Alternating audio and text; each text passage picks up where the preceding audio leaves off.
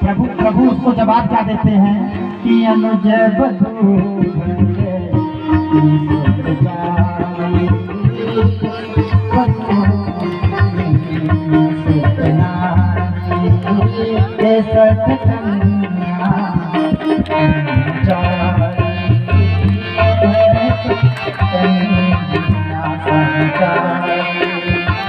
नहीं कुछ भी लोग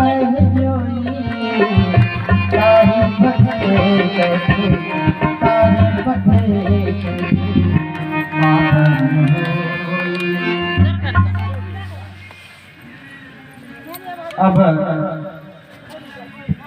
भगवान ने कहा कि अक्षर करो तन राखो प्राणा बाल कृपा निधाना। भगवान ने कहा कि ऐसा करो, थोड़ा सा साहस रखो, मैं तुम्हें पुनर्जीवित कर देता हूँ, तुम्हारे प्राण को स्थिर कर देता हूँ, तुम्हारी मृत्यु नहीं होगी। बाली ने कहा कि जन्म जन्म मुनि जतन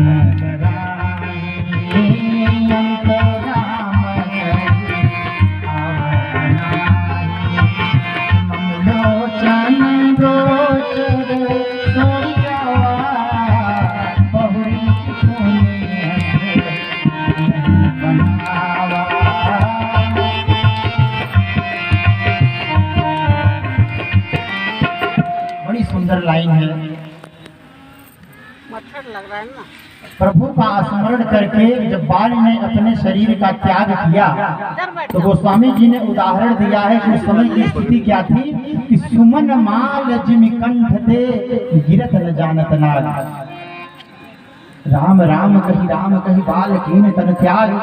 सुमन माल जिमि कंठ, जैसे एक नाग को आप नाग पंचमी पे माला पहनाए और वो जब चलने लगे तो माला कब सड़क पे गिर गई पता नहीं चलता, ऐसे ही प्राण निकलते समय इतनी भी पीड़ा बाली को नहीं हुई। परंतु प्राण त्यागने से पहले बाली ने प्रभु से एक निवेदन किया था। निवेदन क्या किया था? नाथ तेरी करुणा बिलो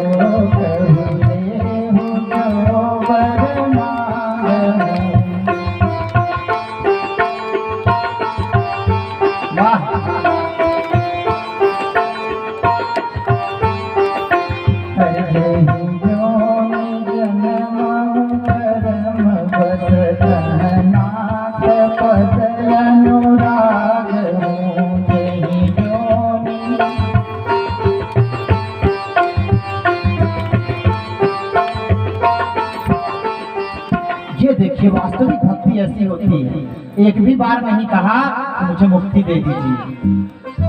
प्रभु सामने खड़े हैं, बस इतना बोल रहे हैं कि अपने पाप की वजह से जो भी निकृष्ट से निकृष्टतम मुझे जीवन मिले प्रभु मुझे स्वीकार्य है।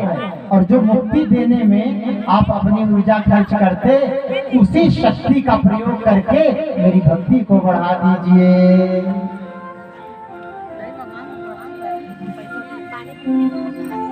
सुग्रीव का राज्याभिषेक हुआ।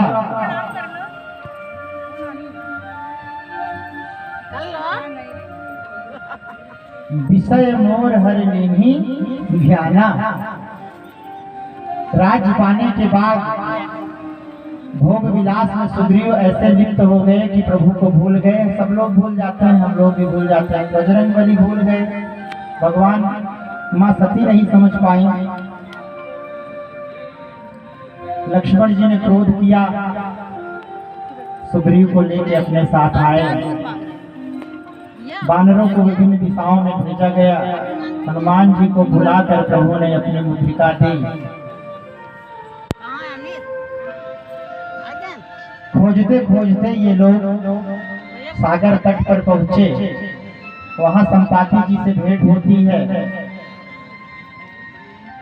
संपाति जी को देखकर ये भयभीत होते हैं, परंतु जटायु जी का प्रसंग आने पर संपाति जी ने कहा कि ऐसा करिए कि मुझे सागर तट पे ले चलिए, मैं अपने भाई को तिलांजलि दे दूं। उसके पश्चात मैं बताऊंगा कि सीता जी कहाँ पे आश्वासन भी दिया। क्या आश्वासन दिया?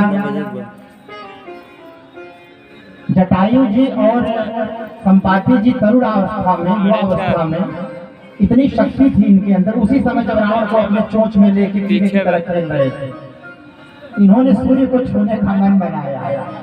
दोनों भाई चले वेग से। जटायु जी तेज को सह नहीं पाए, वापस लौट आए। संपाति जी को लगा कि मैं तो छूकर ही लौटूंगा। उस प्रयास में उनके पंख जल गए और वो पृथ्वी पे आके गिरे। वहां चंद्रमा नाम के एक ऋषि ने मार्ग में उनको बताया कि जब सीता जी की खोज करते हुए यहाँ पर उनके भक्त आएंगे तो उनको पता बता देना, और उस पुण्य से तुम्हारे पंख फिर से निकल आएंगे। तो जब पंख निकल आए तो संपाति जी ने हनुमान जी समेत तमाम वानर सेना को आश्वासन दिया, समझाया और बोले कि मोहि बिलो की रघुर धीरा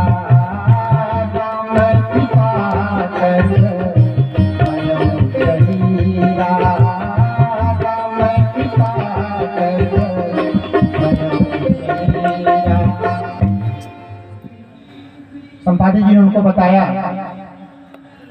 कि सागर पार लंका में अशोक वाटिका में मैया बैठी हुई हैं। जो लांघई सतजोजन सागर, इतना बड़ा समुद्र जो लांघेगा वही प्रभु का कार्य करेगा। अब हो गई समस्या और पृष्ठभूमि तैयार होने लगी सुंदर कांड की। सबको शांत देखा, जामवंत जी से नहीं रहा गया। हर कहीं रीछपति सुनहरा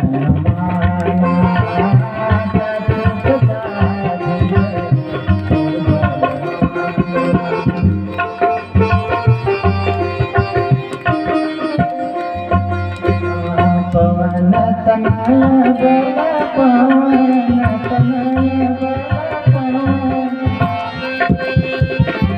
पवन तनय बल 8 बजे तक ये चला और ये कब करे?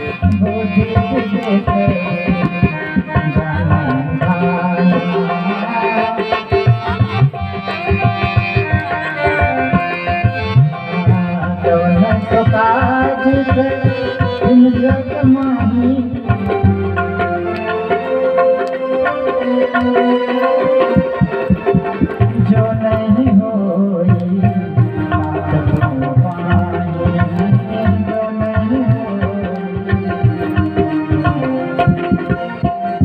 अब जब हनुमान जी को उनका फल याद दिलाया तो उन्होंने कहा अच्छा करना क्या है हमको? हर सहित सहाय रावण माई,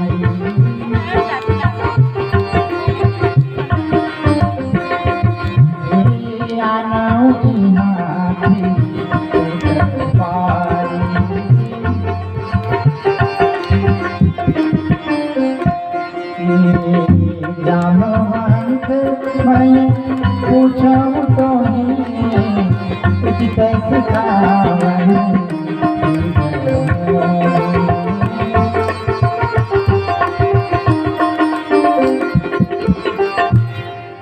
उन्होंने कहा कि आप सीता जी की बात कर रहे हैं, मैं सीता जी की बात नहीं कर रहा हूँ। आप रावण की बात कर रहे हैं, मैं रावण की भी बात नहीं कर रहा हूँ। आप लंका की बात कर रहे हैं, मैं लंका की भी बात नहीं कर रहा हूँ। अरे त्रिकूट पर्वत जिस पर लंका नगरी बसी हुई है, मैं उस पर्वत को ही उखाड़ कर यहाँ लाऊंगा और रावण को उसके समस्त सहायकों समेत मृत्युदंड प्रदान कर दूंगा। हे जामवंत जी आप बताइए मुझे करना क्या है? जामवंत जी ने कहा इतना सब नहीं करना है, प्रभु स्वयं जाएंगे माता जी का उद्धार करने। अब हनुमान जी प्रस्थान करते हैं। मार्ग में मां सुरसा ने उनका मार्ग रोका और सुंदरकांड में ये कथा आप सारे लोगों को पता ही है। सुंदरकांड पे बहुत अधिक नहीं बोलना चाह रहा हूँ। वहां से प्रभु आगे बढ़ते हैं, माँ सुरसा के मुख में प्रवेश करते हैं, पुनः बाहर निकलते हैं, लंका पहुंचते हैं। लंका पहुंचने के बाद विभीषण जी से मुलाकात होती है, माता जी का पता मिलता है। माता जी ने हनुमान जी से जो कहा, उनकी वेदना, उनकी पीड़ा, और उससे पहले विभीषण जी से मुलाकात, ये दो प्रसंग बड़े आवश्यक है। प्रायः लोगों के मुंह से मैं ये सुनता हूँ कि भगवान विश्वास नहीं होता कौन संत है कौन असंत है, कौन पाखंडी है कौन असली है कौन नकली है। अरे हम तो मनुष्य लोक में हैं सरकार, हम तो नारायण की भूमि पे हैं। हमारे हनुमान जी महाराज राक्षसों के यहाँ गए थे, लेकिन उन्हें धोखा नहीं हुआ। क्यों नहीं हुआ? क्योंकि उन्होंने चर्म चक्षुओं से नहीं देखा, और जब चर्म चक्षु भ्रमित होने लगे तो आंख बंद कर प्रभु का ध्यान करिए। अंतःकरण से अगर सहमति प्राप्त हो गई तो निश्चिंत हो जाइए। और आज हमारे हनुमान जी ने यही किया। विभीषण जी और हनुमान जी की मुलाकात हो रही है, और गोस्वामी जी ने यहाँ पे बड़ी सुंदर पंक्ति दी कि तुम हरिदास सन्मह कोई मोरे हृदय भीतर हो, कि तुम राम दिन अनुरागी काय हो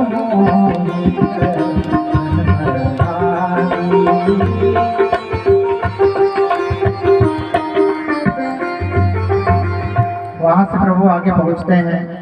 माता जी ने कहा कि जब से मैं प्रभु से मिली हूँ तब से आज तक मुझे अपने अंदर एक कमी नजर आ रही है। उस एक कमी की वजह से उन्होंने मेरा परित्याग कर दिया है। कमी क्या बताया? माता जी ने स्वयं बताया कि एक कमी है मुझमें, काश यह कमी न होती तो मुझे वियोग नच नच सहना पड़ता। कमी क्या बताया माता जी ने? हरे अवगुण ये मोर मन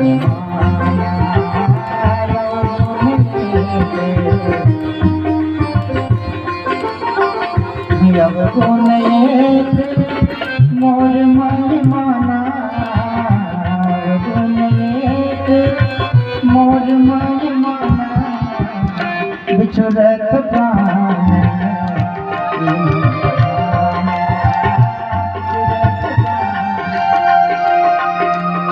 उन्होंने कहा एक कमी थी मुझ में, अगर प्रभु के पीछे रावण की बगिया को तहस नहस कर देते हैं।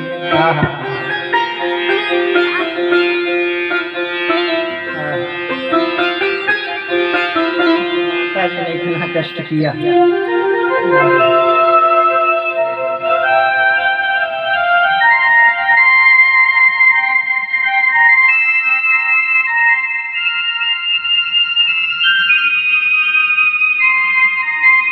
भगवान हनुमान जी के तांडव की खबर रावण तक पहुंची। अक्षय कुमार को भेजा, उसका वध हुआ, पुनः मेघनाथ को भेजा। मेघनाथ समझ गए कि ये कोई साधारण बंदर नहीं है। ब्रह्मास्त्र का प्रयोग किया, नागपाश में प्रभु को बांधा, लंका पहुंच गए। हर कपि बंधन सुनी कौतुक लागी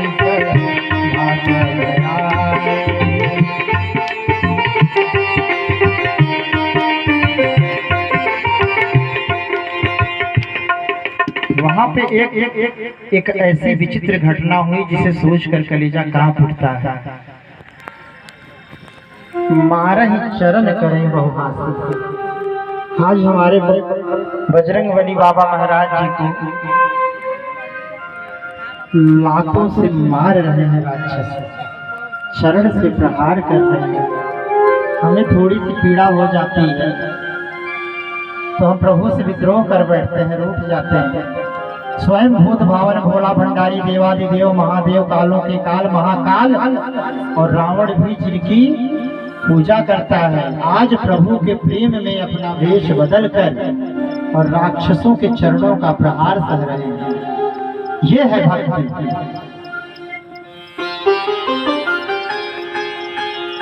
जब कभी मन विचलित होने लगे भक्ति पथ से तो आंख बंद करके देखिए कि बजरंगबली बाबा महाराज बंधनों में बंधे हुए हैं और राक्षस उनके ऊपर अपने चरणों से प्रहार। हमारी पीड़ा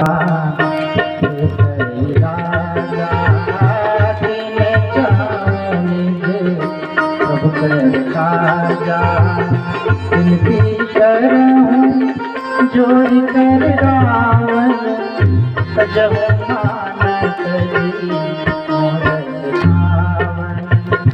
अब प्रश्न यह है कि वो हनुमान जी मार खा रहे हैं जिनमें ये क्षमता थी कि रावण की सेना, रावण की लंका और जिस पर्वत पर लंका बसी हुई थी उसे उखाड़ने की क्षमता थी।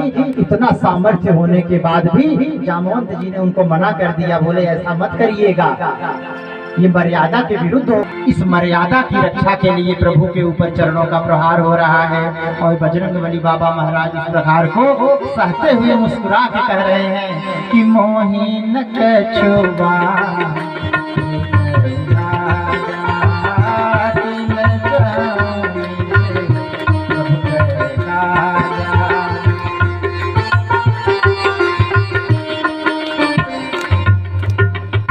फिलहाल रावण की दुष्टता का दंड दिया हनुमान जी ने और सारी लंका को भस्म कर दिया। यहाँ भी एक एक्सेप्शन है, एक अपवाद है।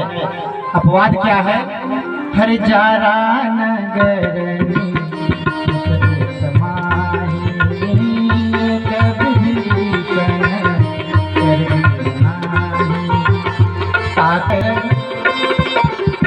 ताकर नल जा जरा न सोते जरा न सोते विभीषण जी का घर नहीं जला। हनुमान जी आते हैं, सारी कथा प्रभु को बताते हैं। वानर सेना लेके प्रभु समुद्र पार करने जाते हैं और सागर के किनारे बैठकर सागर से याचना करते हैं। विनयन मानत जलधि जड़। नहीं, अभी विनम्रता से पहले एक चीज आप लोग ध्यान दीजिएगा। करबद्ध निवेदन है कि इस बार थोड़ा सा ध्यान इधर लाएं। जो श्रेष्ठ व्यक्ति होता है वो प्रथम प्रणाम करता है। यहाँ हम अकड़े रहते हैं, हम हाथ जोड़ेंगे, हम फला फला फला इतने विशेषण जुड़े हुए हैं, हम हाथ जोड़ेंगे और वहाँ प्रथम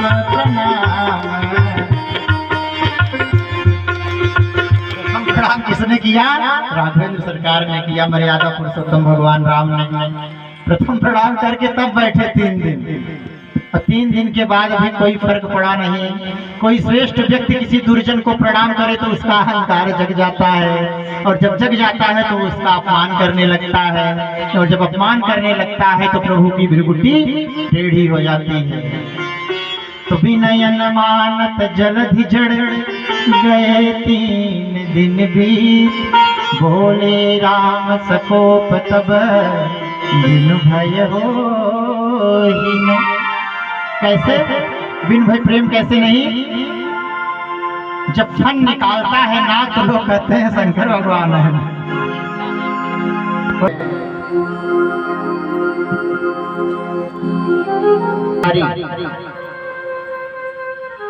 प्रश्न यह है कि यहाँ ताड़ना शब्द है क्या? हमारे यहाँ ठेठ में लोग कहते हैं कि भैया थोड़ा ताड़े रहिएगा। पशु वगैरह जब चरते हैं तो लोग कहते हैं कि थोड़ा देखते रहिएगा किसी के खेत में न पड़ जाए। अरे कोई मूर्ख है कि कहेगा कि उसको मारो? ताड़ने का मतलब होता है कि चौकन्ने रहो। तो भगवान ने कहा कि माँ भगवती कन्या रूप में एक घर से दूसरे घर जब आती हैं तो उस घर के, उस गांव के, उस परंपरा के विषय में उनको ज्ञान नहीं होता।